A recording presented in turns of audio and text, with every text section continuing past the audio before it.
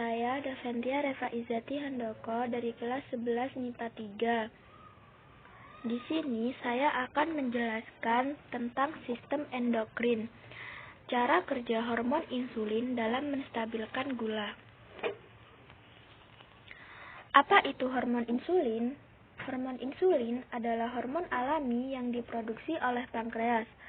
Ketika kita makan, pankreas melepaskan hormon insulin yang memungkinkan tubuh mengubah glukosa menjadi energi dan disebarkan di seluruh tubuh. Hormon yang satu ini juga membantu tubuh menyimpan energi tersebut. Lalu, bagaimana hubungan gula darah dengan insulin? Insulin membantu mengontrol kadar gula darah atau glukosa dalam tubuh. Caranya dengan memberi sinyal pada sel lemak, otot, dan hati untuk mengambil glukosa dari darah dan mengubahnya menjadi glikogen di sel otot, di trigliserida di sel lemak, dan keduanya di sel hati. Ini merupakan bentuk sumber energi yang disimpan oleh tubuh. Selama pankreas memproduksi cukup insulin dan tubuh dapat menggunakannya dengan benar, maka kadar gula darah pasti akan selalu berada dalam kisaran yang sehat. Karena pada hakikatnya, kadar glukosa yang terlalu banyak atau terlalu sedikit tidak baik bagi kesehatan.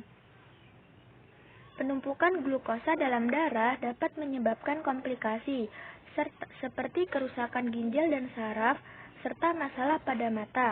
Sedangkan terlalu sedikit glukosa dalam darah dapat membuat kita merasa lelah, mudah marah, bingung, hingga kehilangan kesadaran ataupun pingsan.